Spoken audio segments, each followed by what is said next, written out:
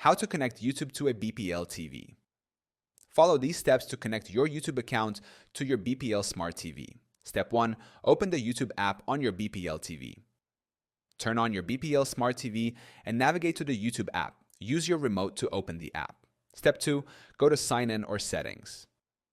In the YouTube app, select the Sign In option. You will see instructions to sign in along with an activation code or a QR code displayed on the TV. Step 3. Open YouTube on your smartphone or computer. On your smartphone or computer, open the YouTube app or visit youtube.com/activate. Ensure you are signed in with the same Google account you want to connect to your TV. Step 4. Enter the code or scan QR code.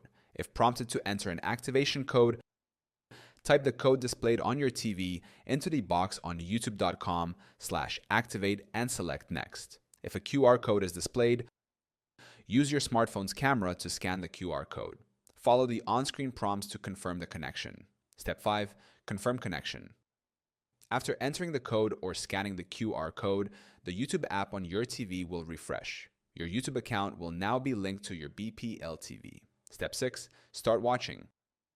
Browse videos on your BPL TV using your linked YouTube account. You can also control playback from your smartphone if both devices are on the same network.